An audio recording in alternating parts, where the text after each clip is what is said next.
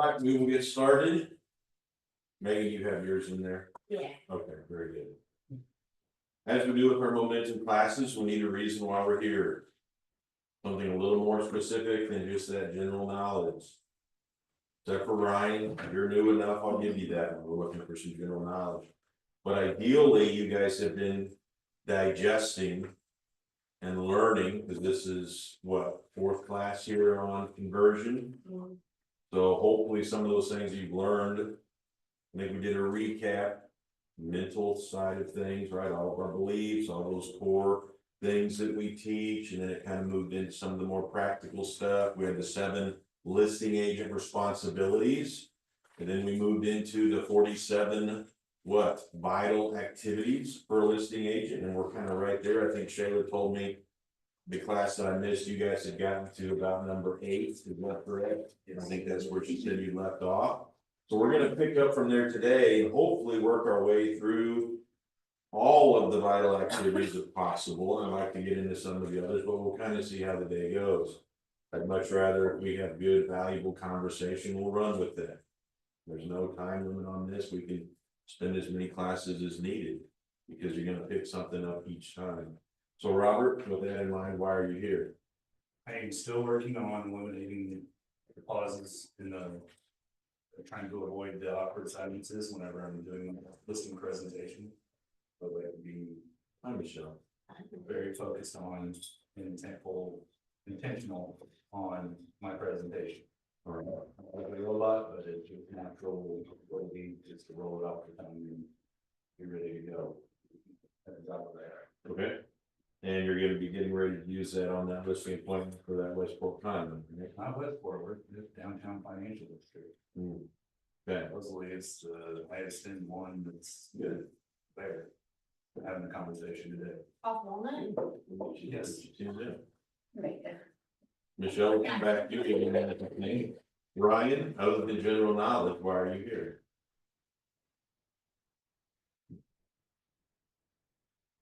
To put my plan, that conversation together, kind of like Robert, making sure that I don't have any ums and unnecessary pauses, silence can work in your favor sometimes, but to put together that plan, so that when I go into those conversations, which hopefully will be soon, Okay. I have it's streamlined, it's smooth, it feels natural as opposed to forced. Okay.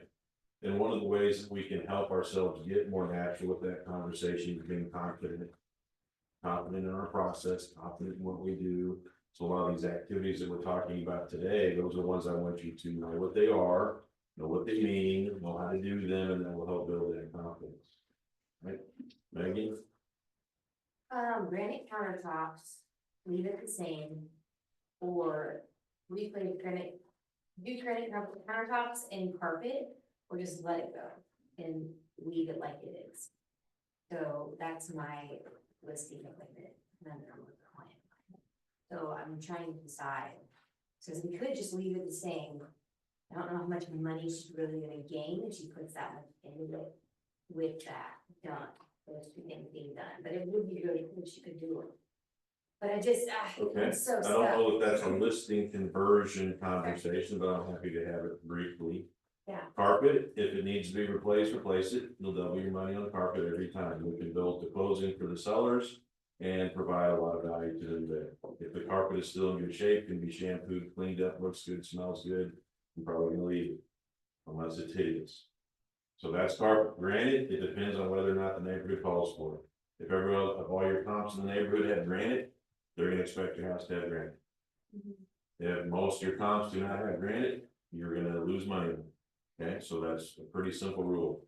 If the neighborhood calls for it, we probably need to do it to conform to the neighborhood. If it doesn't, it's not gonna be dollar for dollar exchange, and I don't necessarily recommend it because comps in the past have showed it's not required. Got it. In other words, we're told to do these things, and I told her not to. Because I wanna make sure I'm telling her. Yeah, and based off of that criteria, that's what we do. Carpet I replace quite a bit, because again, I double the money. Granted, it's gonna depend on what the neighborhood calls for. If it's expected in that neighborhood, and if I want to be able to market and hit those prices, I'm probably gonna need it. Okay? Yep, so don't overthink that. Mariah? Just kind of sharpen my skills, kind of like what you were saying, your conversations flow better. Okay, so more confidence in your conversation, which will come from more comfort in your process. Okay. Okay, more practice, Angela. Process.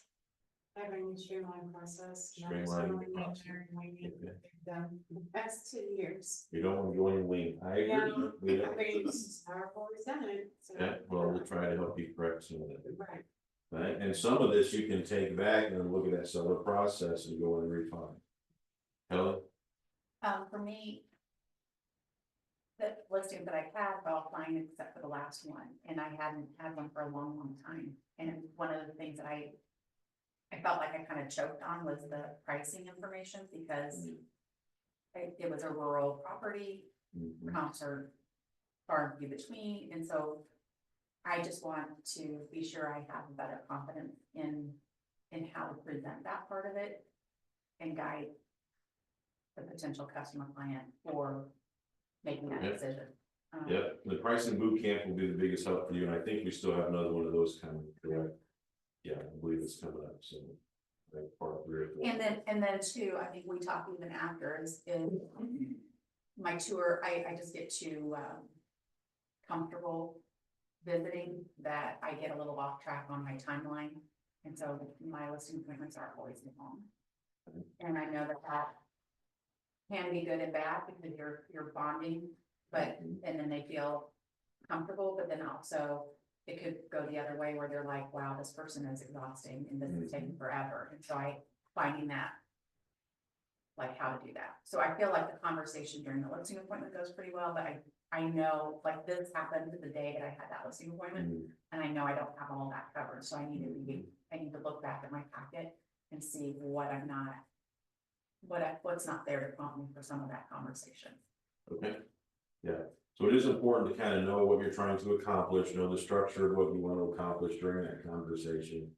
And be careful, I don't mind going down the rabbit trails and having the conversations to build a rapport, nothing wrong with that at all. But I gotta be able to bring people back. I gotta be able to bring them back. For me, if I go beyond about an hour, like little warning bells start going off in my head, it's like, okay, here's the deal, you may get a very unique property with acreage and it may take some more time. But if I'm going on a standard listing appointment in a standard neighborhood, you can use those terms, an hour should be more than sufficient for me to convey the message I want, have the conversation I want, gain agreement with that seller. So yeah, if we're going longer than that on those types of appointments, let's try the hours in. Bree, Just a conversation, confidence. more confidence in conversation, again, knowing your process, Michelle. Same thing as being better prepared. Okay, being better prepared, so we'll talk about some, hopefully we'll get to it, some pre-listing activities. Okay, well, we'll try to hit as many of those things as we can. As I said last time, you guys had, with Shayla, you guys had went through the listing conversation itself. All of these steps, and everybody has clarity on that, right? So the things that we're going through are the 47 vital activities, meaning for every listing that you take, there's gonna be activities that need to happen. And the more comfortable you get with that, the more consistent you are with that, the more effective you're going to be.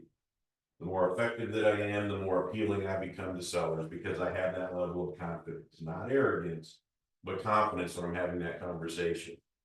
And once I've internalized everything in my process, and hopefully we'll get into some of the conversations today, when I internalize that, I can go in there, and if they want to take me down a rabbit trail, it's okay for a little while, because I've internalized it to the point I know exactly where I've left off. And I can very easily then bring them back to where I want to be to continue that conversation. If I don't have that process, I'm a hot mess on that listing appointment. Because they'll take me down this trail, and I'm in my mind, not really even listening to them, because I'm thinking, I don't even know where to go next. I'm gonna be like all over the place. My appointments don't have the same consistency, they don't have the same flow, and I'm just winging it. And we don't want to do that. Because part of conversion is what? Standing out from the other agents that come in. And if you come in as a true professional and have those relationship building conversations and yet still steer everything and guide them and keep them on track, I'm gonna start winning. I'm gonna win a lot. So we go through that, having the listing conversation, how we set the tone, etc. Number 9 is sign the listing agreement. Here's the deal. If they are ready to sign with you that day, sign it. Sign them up. Carry an extra listing agreement with you, and if they're like, you know what, let's do it, I'm gonna sign them up. Now, not all are going to want to do that. They may be in the process of interviewing other agents. And there are agents out there that will try to push for that. I'm not gonna tell you yes or no on doing that. I tell you, my style was a little bit different. Because I wanted them to be 100% certain when they signed with me that they made the right decision, and I didn't want any remorse. So if that meant they need to sleep on it, I was always okay with that. Some people would not agree with that, like you need to push for the listing to get signed. To me, I feel like that puts them in a position to feel like they just got bamboozled by something. I've always been about relationships. I've never been about pushing that envelope. And I can tell you from my experience, that has went really well. Most people have been very comfortable and it ended up making the decision to use me. So that's a decision you'll have to make. But if they do say, yeah, let's sign, let's get going. Don't just be sitting there like, oh shoot, I didn't bring an agreement. No, I've got one. It's ready. We can do that right now. That's the initial conversation, the lead conversion part. Now let's move over here to administrative prep. This is once they have decided to use me. They say, I like you, I choose you. These are the steps that need to be done, and most of these should be in your seller process. Measure rooms and complete an MLS input sheet. We used to have these big MLS sheets of like 4 pages, and you had to fill all this stuff out and you bring it back in, enter in the computer. Thankfully, we don't have those anymore, right? But you still need to be taking notes. So when we measure the rooms, I always did that whenever I had my photographer there. So the photographer comes in, I'm always there with him. I let him do his thing so that I can be there making sure, because I move stuff in the house. The photographer knows Matt's not gonna like it if I take this picture of the kitchen with the soap bottle there and the rag hanging over the faucet. If he shoots that, I'm gonna make him come back and shoot it again. So I make sure that every single room is ready. The devil's in the details. And I tell the sellers, like if the coffee maker's sitting there, it's gone, I'm moving. You got stuff on the refrigerator, it looks great, love the grandkids, but I'm taking it down. So every room I go through with that photographer and make sure everything is ready. If you guys put a listing up and that toilet lid is up, where I'm gonna have a conversation about marketing with him, like, hey, that's really, like, that stuff matters. Be there with the photographer, see what he's seeing or she's seeing, and make sure that they're getting that right. And while they're doing that, I have my notebook with me. I have one of those, I use the Bosch laser. Good, I'm glad you got yours. I see Andy said yes. If you don't have one, borrow mine, please. We have a couple of them. Use those lasers to get accurate measurements. When I started, I used to use the old tape measure. Man, what a pain, right? Especially with measuring the ceiling. Yeah, yeah. It's like, oh man, it's like, yeah, don't do that. Get a laser. It's well worth the investment. They are cheap. Get a good one. I finally figured it out when I saw my carpet guys just running around shooting all this. I was like, man, they know how to do that. So we want to make sure that we're getting accurate measurements. Is that critical that I know that? Yes. I think so.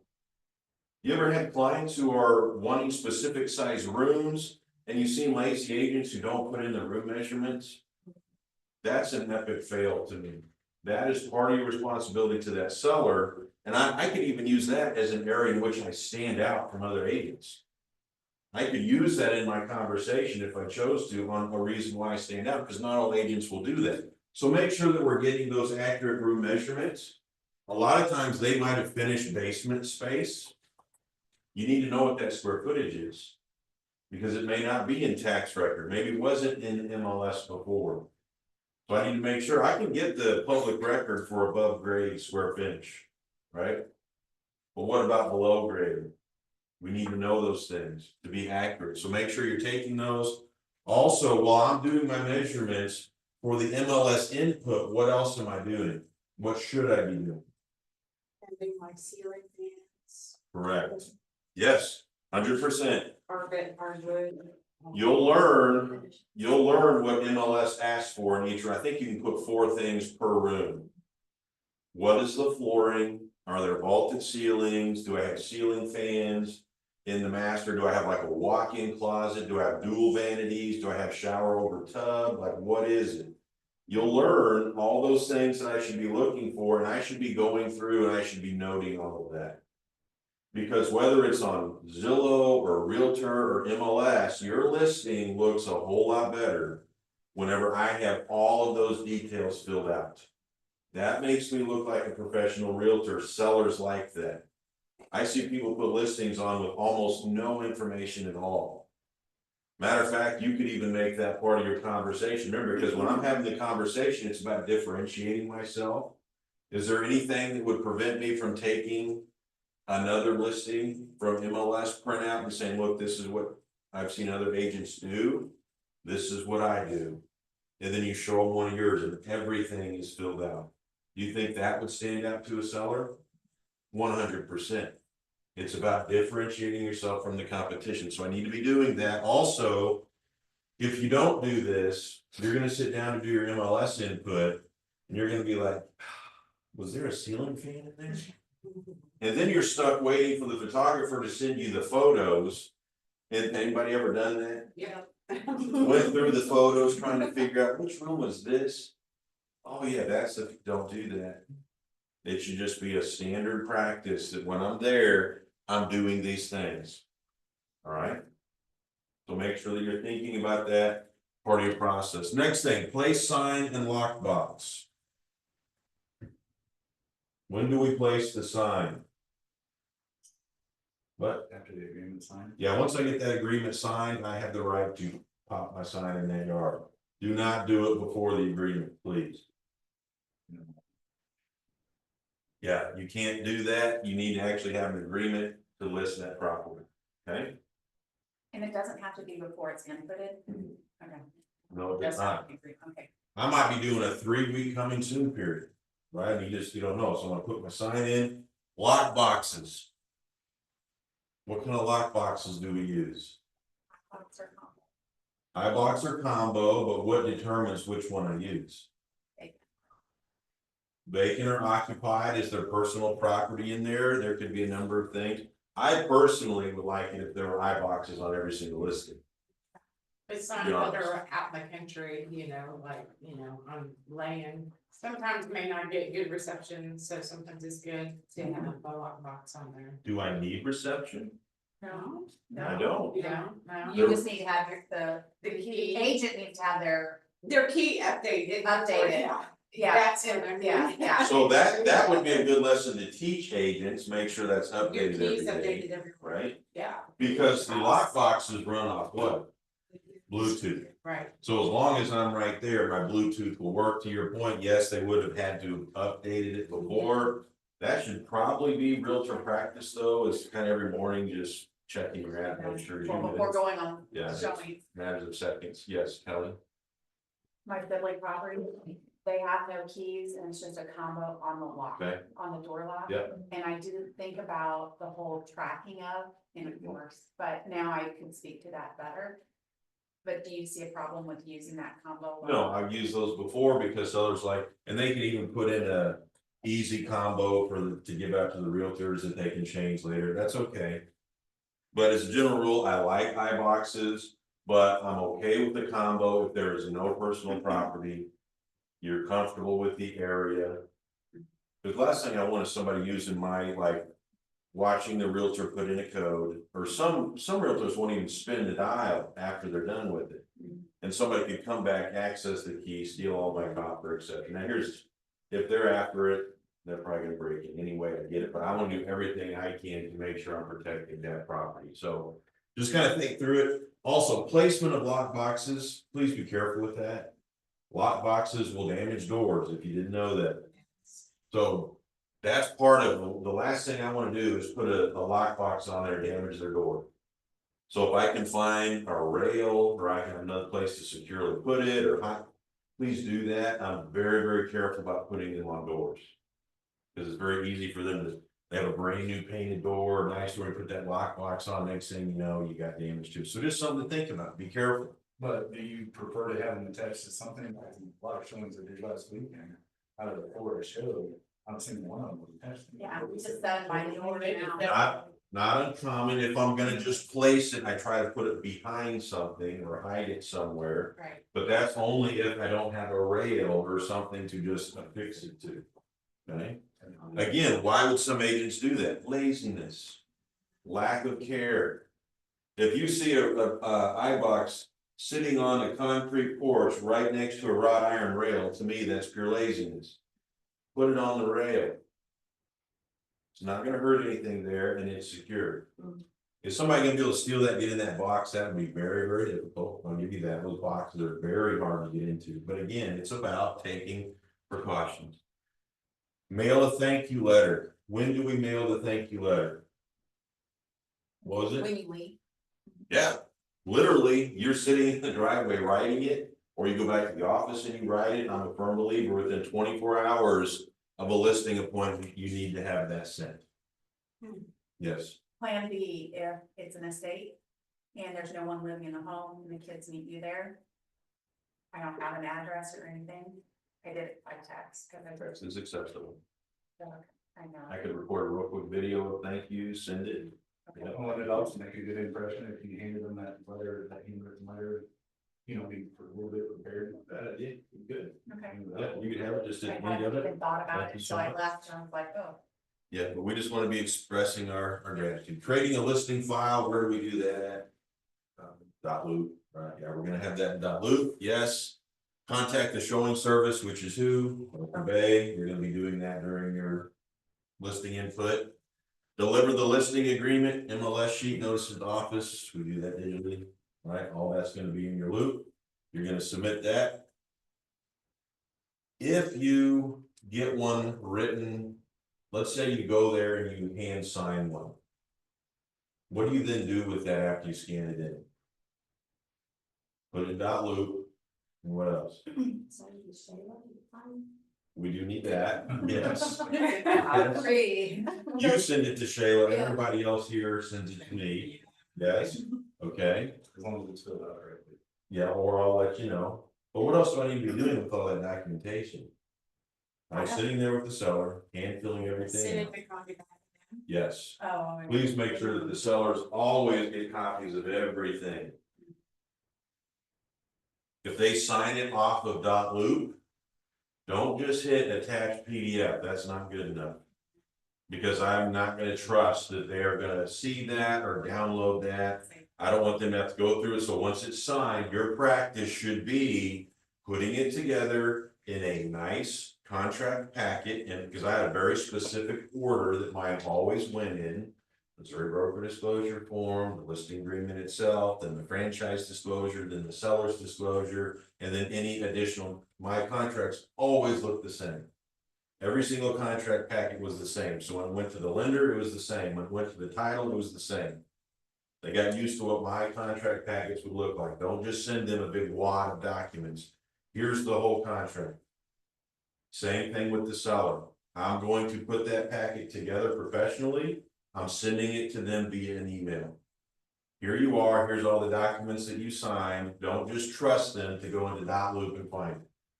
That again is a fail on our part, we need to make sure they're getting the documents, they can very easily go in their email and find those. And I usually tell them, hey, here's a copy of all the documents you signed, make sure that you save them for future reference. Another thing that we should have in there is what? So we have all those contract docs, but what's another really important document to make sure they've got them? No, that's part of the contract. Taxes, maybe. It's the seller we're dealing with. Sellers. Yeah, they have the seller's disclosure, but It's over here. think outside contract packet. What do I sit there and do with them at the kitchen table? Information. Information, yes. The proceeds. Proceeds, thank you. That proceed sheet, please make sure they have a copy of it. You have two options, you can either leave them the one that you did with them at the table. If you do that, then you need to take a picture of it I do it every time, so I have the copy I can put into my loop, or I could take it. And I'm gonna make sure that I copy it, make sure that I send it to them. Make sure that they have their seller's proceed sheet. So you see how there's a lot of things to it, and I gotta make sure that these are kind of written down into my process. So that I make sure I'm providing to them that amazing experience that they deserve. Where we at? Place client database, yes, please have them in your CRM. So that should be one of the first things that we do is we get them in there. When it says touch program, what touch program might I consider putting them on?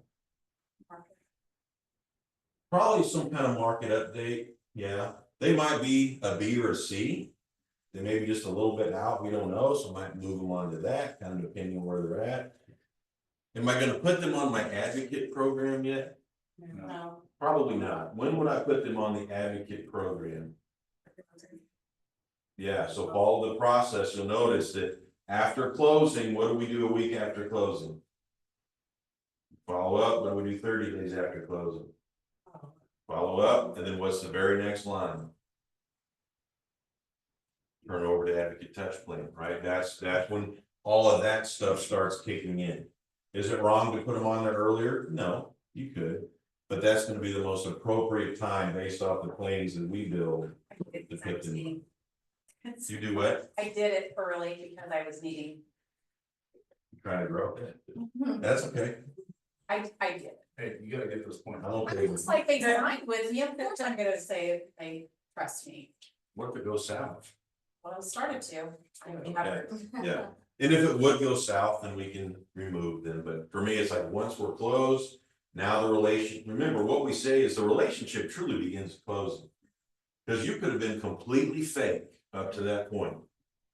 You could have been promising them the world, you could have said, we're gonna be the best of friends forever. And then we close, and they go 6 months without hearing from you. And they realize, you just wanted my deal. You didn't want my friendship, you wanted my deal. So the true test is what happens after closing. Were you honest or were you fake with them? Were you just buddy because you wanted the deal? No, I mean, I'm honest with them at the beginning, but then I just get busy and then yeah. You know how I feel about that word. However, Angela, is that ever gonna happen again? No, Because we had her, thank you. No. I heard that. Everybody heard that or witnessed? Yes, I know. Why? Because she now has that plan in place. She now has a schedule. And those people go onto that schedule and they can't go more than a couple weeks without hearing from her. Because every 90 days is a phone call, every 90 days is a note card offset by 6 weeks. They're getting the monthly mailer, they're getting the monthly email that's not real estate related. It's impossible. They're gonna realize, no, Angela was serious. We're now friends. She's calling me and just checking in on me for no reason. I'm not giving her anything right now. But they will, They will. whether they know or not. They will, whether they know it or not, because that's innate in us. When somebody's doing that for us, we want to do it back because we're friends. That's how your referral game starts building up. Where were we at? Touch program, thank you. It's very important to have one. Remember the stats, 90% of the people say they use the same agent, 17% do. Because 73% of those people, those agents promise to be their friends. But then after closing, they just let them go. Disappear. We don't do that. Obtain loan payoff. When would I probably do that? Hold on, what? Kind of word. Oh, okay. Let's see. Probably at the listing appointment. I don't want to wait that long because I need that when I'm sitting there doing that proceed sheet. Right? So I need to make sure that I am pulling that information. And it's pretty easy to do because as I'm doing that sheet, I'll just ask them, you know, do you have an online account or do you have a statement that we can pull up real quick and we can kind of look and see what that payoff is, at least to get us close. And then also, a lot of times they'll just hand me a statement, which makes it really easy because then not only do I see that, I can see the interest rate. Because if I have interest rate, then I can really dial in the prorated interest. If they don't hand me that, if they're looking online, I'll say, hey, well, what's your interest rate? They'll be able to give me a ballpark, but all of that information is important. Now, that's the preliminary. And probably close to what Robert was going for was, at some point, they have to get actual payout from the mortgage company, correct? What's gonna have to happen for that to occur?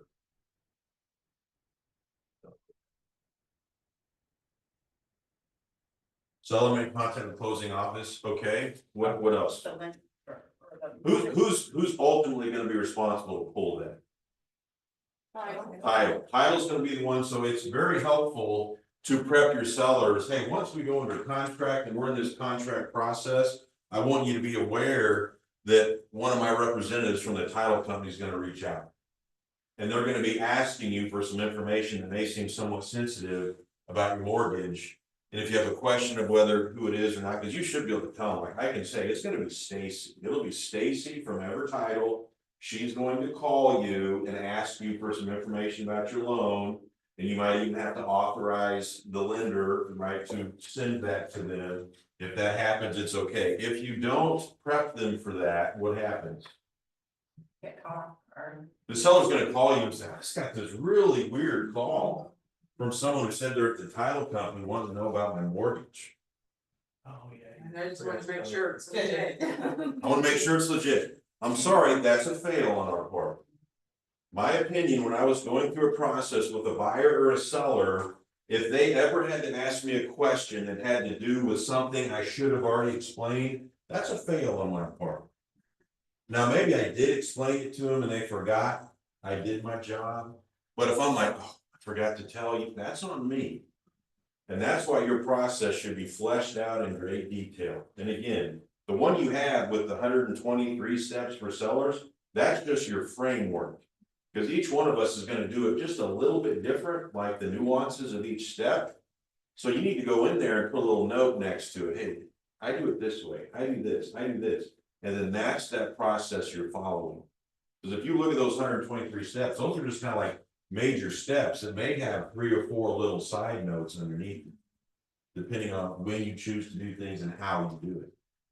But once you go through that process 3 or 4 times, you're gonna be like, okay, I need to remind myself to do this, remind myself to do that, okay? So it's so critical you guys go in and personalize those. Any questions on any of that? Would you reference that, I guess, when you're doing the proceeds sheet? About the title person calling them for that exact payoff, or maybe even like when you are talking about cybersecurity? You could do it either or, you could do it in both of those, but you're probably gonna do it again for sure when you're doing the proceed sheet at time of contract. You could do an initial listing appointment, remember, that's where you do your first proceed sheet, you do your next proceed sheet when you're presenting the offer. And that one, you're for sure gonna wanna tell them, hey, title's gonna be calling you to do all of this. I don't want them to be caught off guard. Put in the MLS and on other websites, that is the beautiful thing, is we have that IDX agreement. And Remax goes even beyond that, because we syndicate to how many websites? Yeah, over 250,000 websites through me not having to do anything. Because that agreement is in place, Remax picks it up and boom, it's out there. So my job is making sure I get it put into MLS correctly. Is anybody then going to any other websites and putting it out there? Just general question, and so what sites? Oh, well, that's a social media platform, okay, yeah. But you're probably sharing your Remax site on that. Yeah, so for sure, social media, and you won't find social media in here. But 100% you could actually just kind of switch that and put on social media, I'd be good with that. Yeah, people watching, people see that when I say coming soon, and then they call me and I'm like, whoa. If you ever, any Facebook, any Instagram, don't like anything or comment or anything, and then message me about, hey, but how big is that 3-bedroom? And I'm like, who are you, dude? But that's what social media should be doing for you, right? Don't get discouraged if you're putting out your real estate content and you're like, man, Zero. you got 0 likes or 4 people like it. That's not the point. The point is visibility, because here's the thing. If I'm not interested in buying a house right now, That doesn't apply to me. I don't care. I'm probably not going to engage with it. You're putting that content out to get in front of that one person that it's relevant to right now. Because the other 4,000 of your subscribers, that's not pertinent to them right now. So I consistently put the content out to stay in front of all the social media world, right? So that when the time comes that they are ready, they're like, remember Megan. Megan's been putting out that content for 2 years. None of it meant anything to me until this very moment. Because now I'm thinking about, I keep thinking I want to buy a house. Do not get discouraged by your social media not getting 1,000 likes. Yeah. Don't be discouraged, right? I had the open house that I did this past Saturday. I don't know if anybody uses the Meta Business Suite. I have, Yeah. One of the things when you go and look at the insights, Yeah. like my open house for last week, I think I had like 1 or 2 likes, I maybe a handful of responses, 389 views. Yeah, good job. the views are better, right? Yeah. Yeah, and that's what I look at, you know, I get in, that's part of my routine is to get in, look at my insights, see who's interacting with what, how many views. Mostly just to keep myself informed of what's working, what's not, but I thought that was real interesting, because I only had, like, my wife liked it, and I think my mom, and maybe a friend. Yeah. That was And that's how it's going to be. Yeah. But 389 people saw it, and your job is to consistently continue to do that until one of those 389 people says, think about my house. Or I want some more information, and you're putting out information about what, fixing your credit. Or the top 10 things you can do to get ready to buy a house, if you're thinking about it in the next 12 months, and you're putting that content out. At some point, somebody's gonna say, huh, that was helpful. Let me reach out to Ryan and see if I can get that. That's why periodically you do the squeeze pages with, hey, here's my home buyer's guide, here's my credit repair guide. Here's my guide for sellers, you know, prepping your, whatever it is, staging. You're putting that stuff out and not getting discouraged because nobody's interacting with it. Now, if that's all you're putting out, that's a problem because you'll fall off algorithms. That's why you gotta be putting the fun stuff, the inspirational stuff, the personal stuff as well, so that people are seeing that and you're staying on algorithms. That's how your 389 views goes to 600 views. Because people are interacting with my other stuff, so then when I do put out the business stuff, it's getting in front of it. If all you're doing is business stuff, eventually on the algorithms, you start going. So that's why we have that rule of 80-20, 80% personal, still professional. Make professional posts, right? Don't be going crazy. But keep it non-business related, and then when you put your business stuff out, it's getting in front of people's eyeballs. Right? So we can absolutely put social media there. Look up just listed phone numbers and addresses. Order just listed cards. Let's talk about the just listed cards a little bit. Has anybody used them in the past? I mean, sure, somebody did. But Well, I people certainly personally, have. I have not. Yes. I personally am not the biggest fan of those because I've done them a number of times, especially early on, spent a lot of money on it and did not get the same, I didn't get return off of it. I'm not saying don't do them. I personally feel like the best use of the just listed is if I'm also doing a geofarm. Because to me, the shotgun blast of just shooting stuff out there, I've had very limited success. Even blind squirrel will find a nut, so you could get something, but I'm a firm believer that I'd much rather you guys be very narrowly focused and going very, very deep. I would rather you knock that neighborhood, talk to people. I would rather you take that and maybe use it as an evidence of success with your SOI. I'm not telling you not to do it, but I think there are very effective ways we can use that as an evidence of success.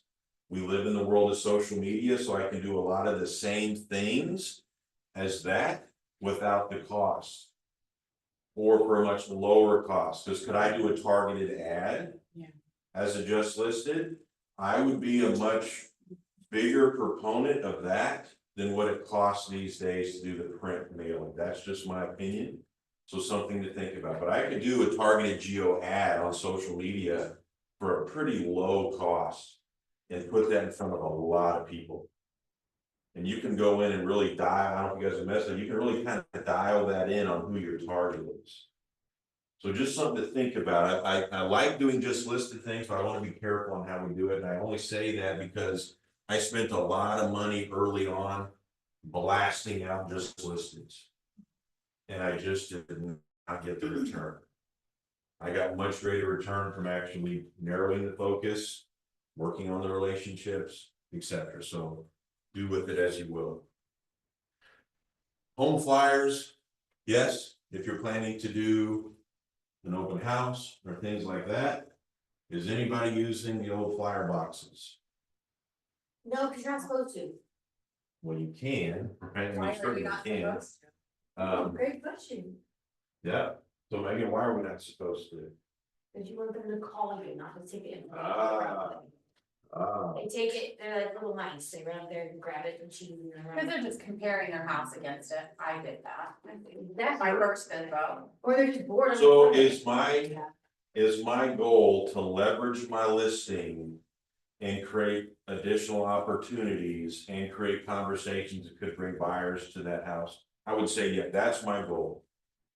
We live in a day of technology to where, is it more effective to put the QR code up on a rider and have them scan that to get the info? Only two people say yes, so okay, yeah, that was it, you're agree, yeah. I would agree, that's why the text writers are powerful to me.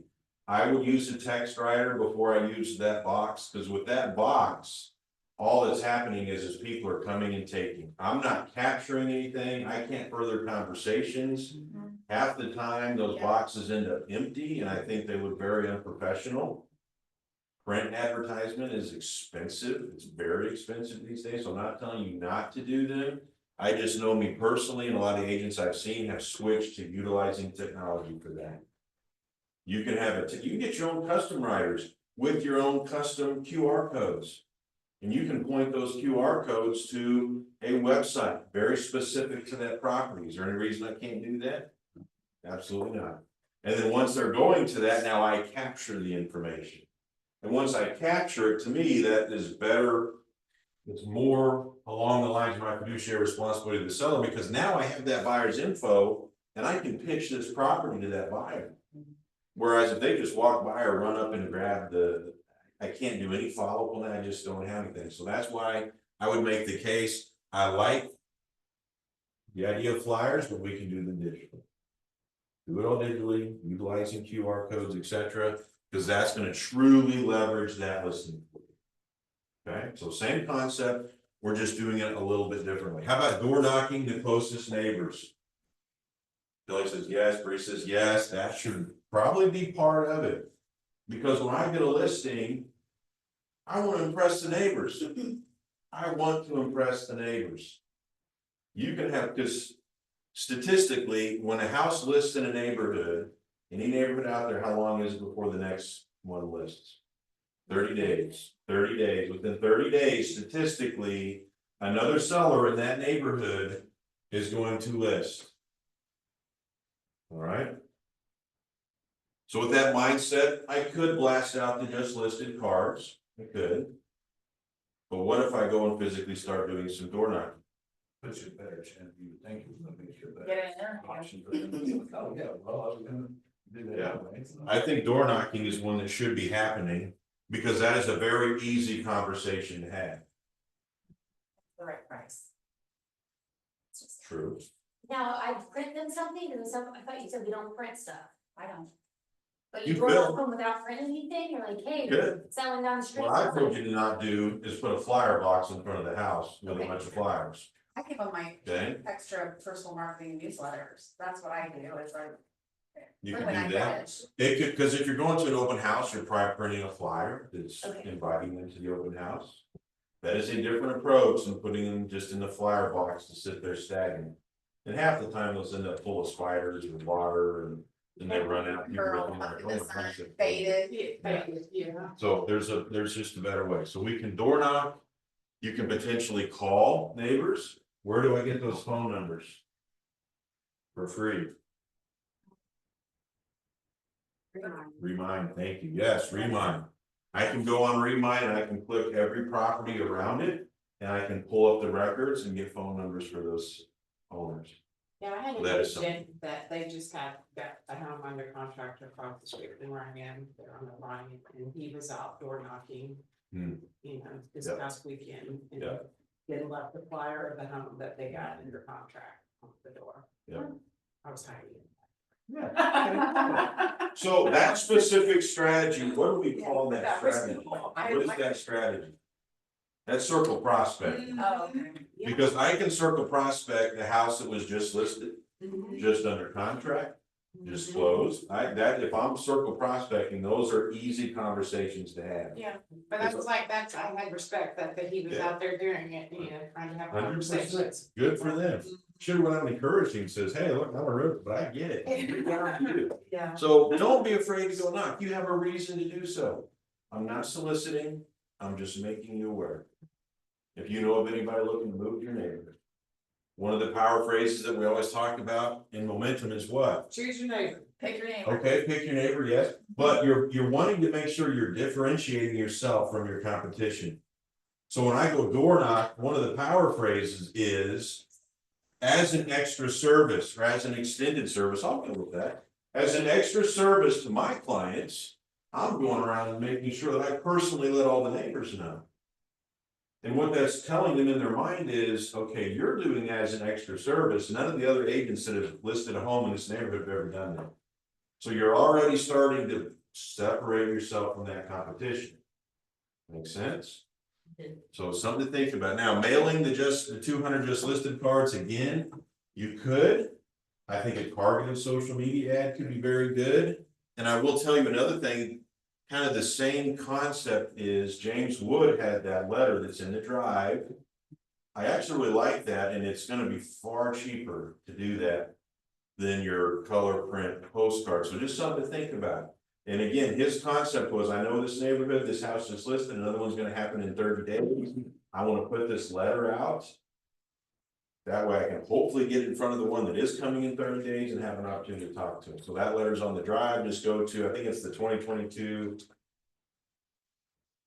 Sales or Tech in Touch, I think it's under the Tech in Touch, or just go into the drive and search James Wood, and his letter's right there. So the first time we mailed that letter as a team, we got a listing in Greenwood. I was like, holy cow. Like, that's cool. But again, it comes down to its consistency off of it. Okay, Robert? So on the 200 though, if you do choose to do that, I mean, realistically, the turnaround time on getting those out is probably going to be longer than realistic, as long as you've done your job as far for the listing, pricing, and everything like that.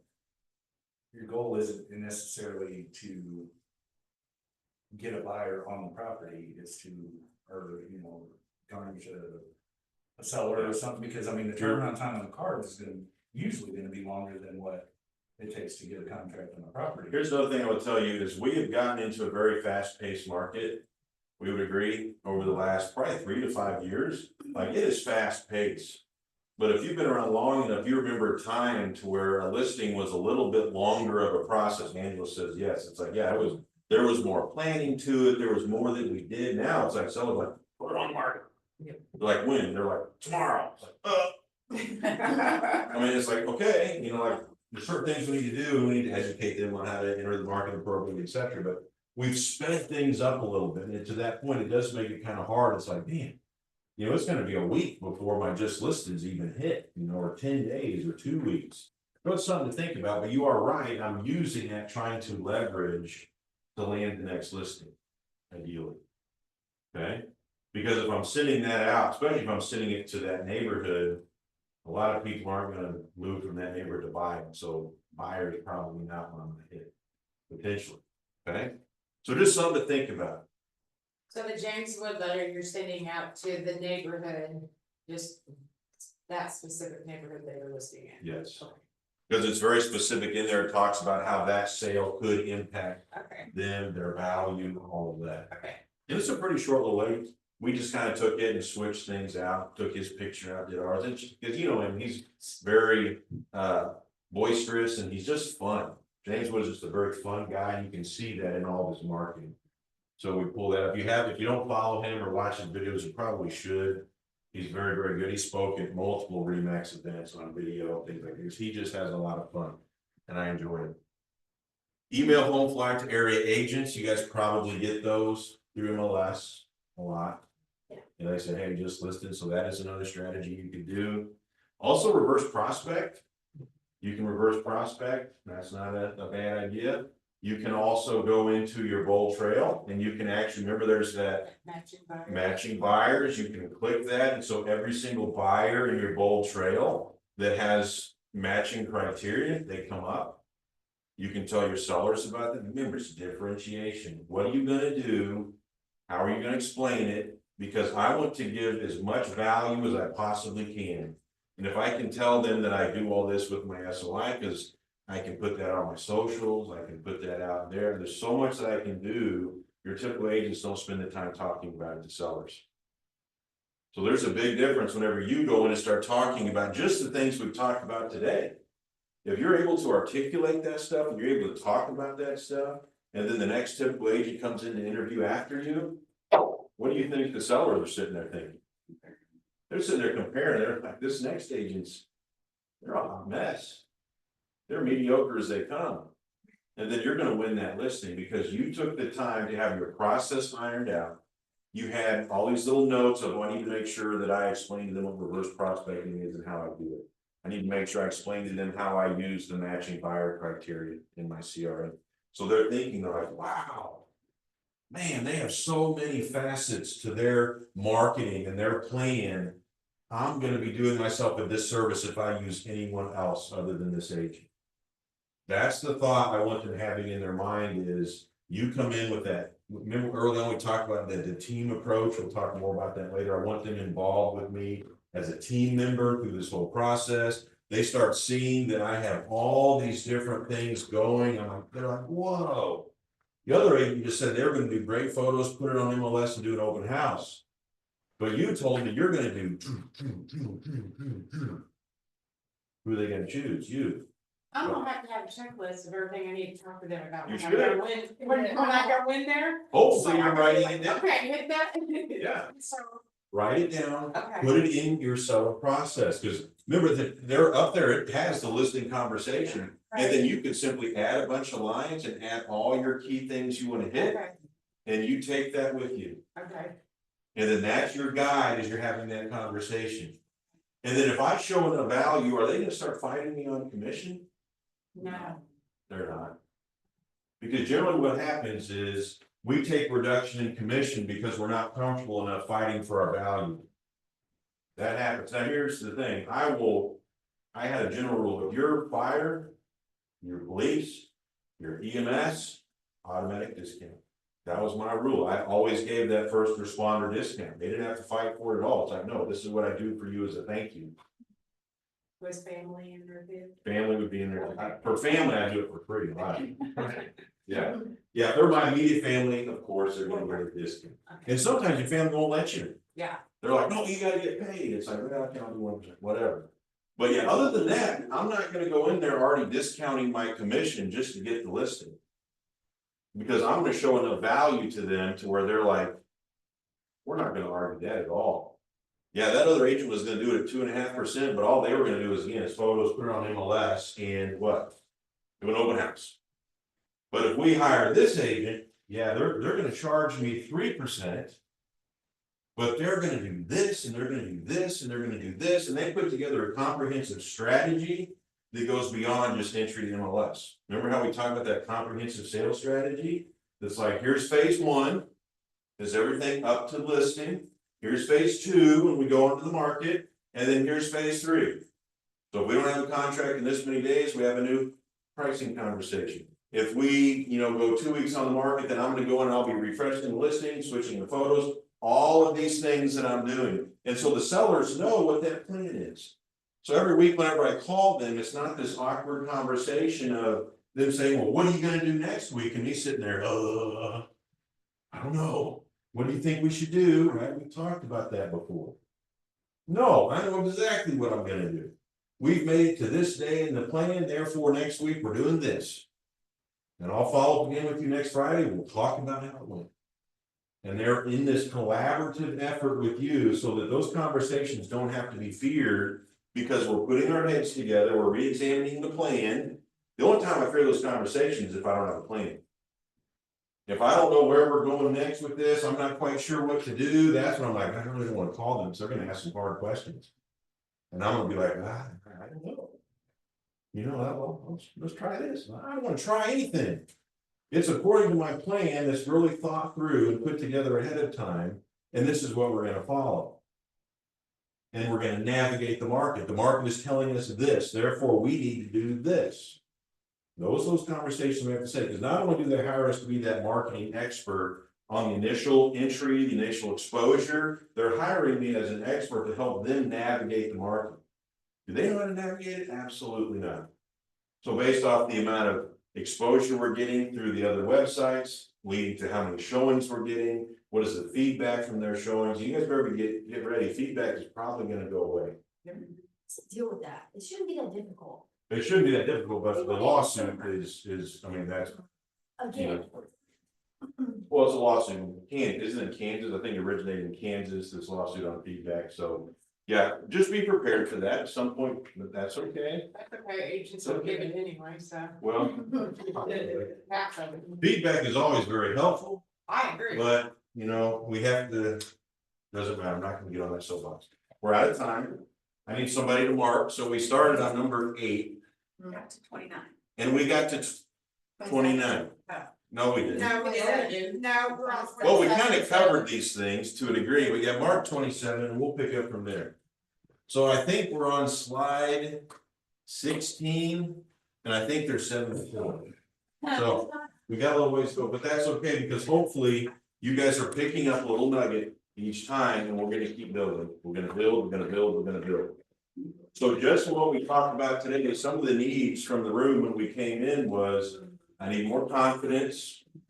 Well, knowing your process and knowing the value you can bring through these steps is gonna help build the confidence. Does anybody feel like they have a little more confidence now? Several? Yes. I see a bunch of people saying yes, okay, good. If you're paying attention, now you can build those things into your process, and then the other thing we talked about was the ability to be able to speak at our listing conversations. Well, here's a whole bunch of talking points with those sellers on value. Because remember, we don't want to just present to them, but I want to have a conversation, so very conversationally, during that part of my listing conversation, you guys are now equipped with a whole lot of tools that you can utilize. What you do, why you do it, and how you start to stand out, because this class is on conversion. How do I get in front of a seller and have a higher likelihood of converting them to a client than the agent that's gonna come after me? And you've got to be practicing these things, you gotta know how to say these things, because if you're not practicing, your competition will be. And you wanna make sure you work hard. Listing conversations they can be difficult to get those set up, like, right, the whole reason we do our accountability is counting points, chasing appointments. I want the appointments because those are what's gonna lead to what? Agreements, contracts, closings. It does me no good to work my tail off to get the appointment if I can't convert it. So we have to be able to have these systems and processes, okay? All right, guys, go forth and conquer. Thank you for being here. Thank you. My pleasure.